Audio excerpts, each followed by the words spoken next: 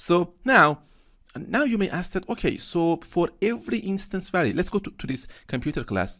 Now you may wonder that for every instance variable that we create inside our own classes, we must actually create these setters and getters. Do I have to do that? No, you don't have to do that. We can use the power of properties. So what are properties? The properties are going to actually encapsulate the setter and the getter within themselves, and we can easily use properties in order to actually trigger the setter or the getter. So let me actually give you an example, a real world example, so that it will completely make sense. Let's go to this computer class here. Now let me actually delete this initialization here. Let's actually delete this value, and here we are just declaring this variable. And now we have this setter method and this getter method, right? Let's comment out these methods.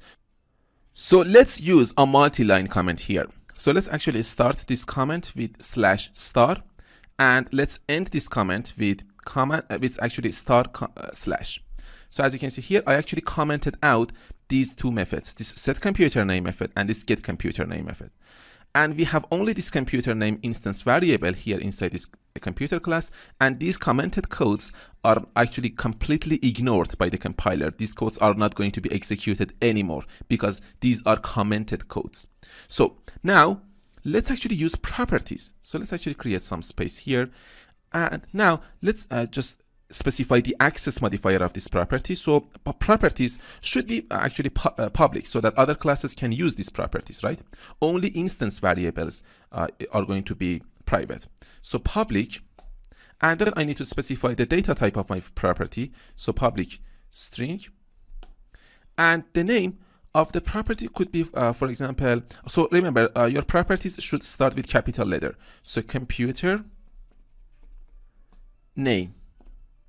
Right? So C# is actually a case sensitive language, and we have here a computer name with the first word actually starts with lowercase letter, but we have another computer name here, but its first letter actually starts with capital letter. So this means that these two words are not the same, and these are two different words because C# is a case sensitive language. So now I have this property, right? This is the name of my property, and here I am going to just put an opening curly brace followed by a closing curly brace, right? This is a property. So now I can actually just type in here get, okay, just put the get keyword here, and then open and close this get by using these curly braces. And here after the ending curly brace of this get, and I am still inside this actually inside the curly braces of this computer name property, I am going to just type in here set, and then open and close this method by using these curly braces.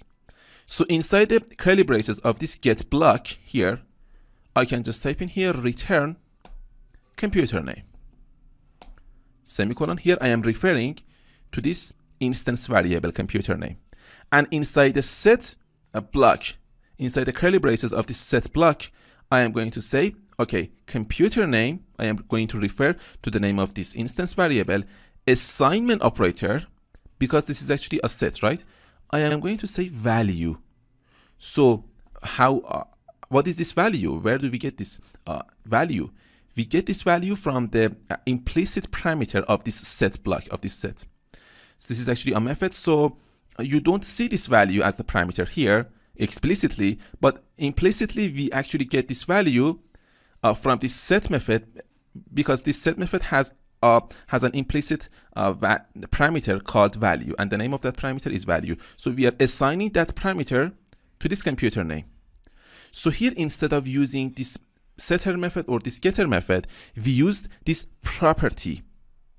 So look at this syntax here. It's really easy. We have this property name. Okay, first we actually say, okay, this property is public, and other classes can access this property. The data type of this property is going to be string, because the data type of our instance variable is a string.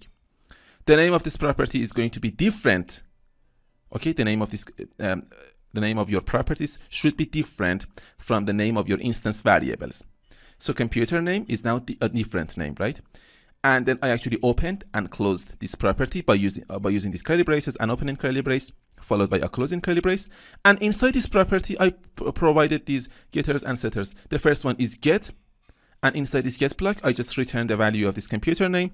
And the second one is actually a setter method, which has an implicit parameter called value. And inside the set block, we are assigning this value that we get from this set method to this computer name instance variable. So let's go to this main class and let's see how we can use that property. So as you can see here inside this main method, inside the main class, we have actually this error, and it says because we actually commented out this get computer name, this method, it's actually showing us an error, and it says we cannot, the Visual Studio cannot find this method, and it's correct. So let's actually comment out this line I've got here by just putting 2 slashes here.